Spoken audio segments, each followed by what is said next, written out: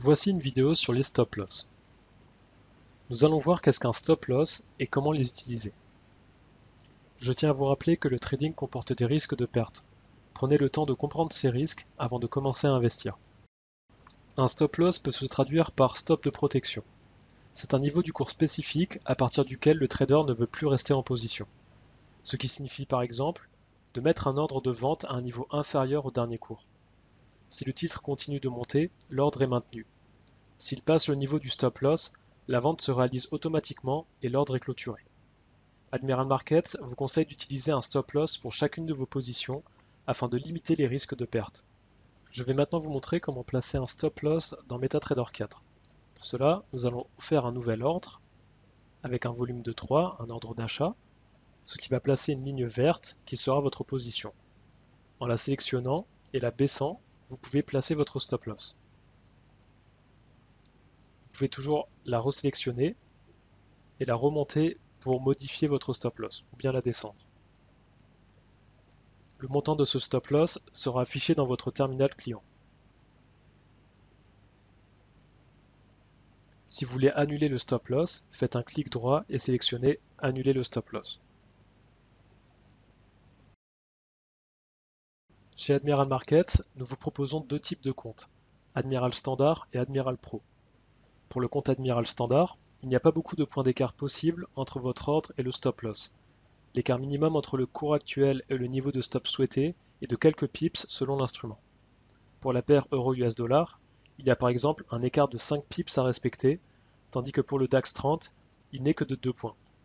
Pour plus d'informations sur les marchés, vous pouvez toujours aller sur notre site web admiralmarkets.fr.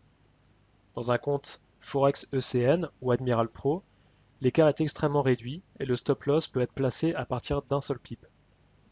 Le courtier peut uniquement placer un stop loss lors de l'ouverture d'un ordre ou d'un pending order, c'est-à-dire un ordre différé. Avec la fonction longue, le logiciel vérifie si la commande d'ordre pour le bid a été effectuée, tandis qu'avec la fonction short, il vérifie si l'ordre pour le ask a été effectué. Voici un exemple. Si vous avez acheté la paire euro-US dollar, c'est-à-dire longue, pour 1,2850 $, un exemple pour votre stop loss serait alors 1,2800 $. Quand la valeur de la paire euro-US dollar atteint ce palier 1,2800 $, votre position est automatiquement fermée.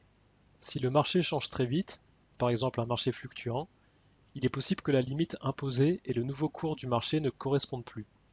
Il est donc primordial d'utiliser des stop-loss sur les marchés disponibles en temps réel. C'est pourquoi il est risqué de tenir sa position sur les fins de semaine ou les jours fériés. En effet, les marchés sont suspendus pendant une certaine durée, ce qui peut créer un gap ou un fossé dans le cours. Ce qui signifie aussi qu'un marché très volatile, exemple des marchés influencés par des raisons politico-économiques, et qui se trouve parfois en situation de manque de liquidité, peut avoir des effets imprévus sur ses prix. Ces derniers peuvent bondir ou bien changer aléatoirement.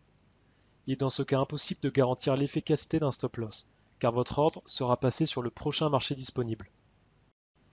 Enfin, cherchez à vous imposer des limites pour vos pertes en utilisant les lignes stop loss sur vos graphiques dans MetaTrader 4. Si vous avez plus de questions par rapport à cette vidéo, n'hésitez pas à nous contacter. Vous pouvez aussi visiter notre site admiralmarkets.fr.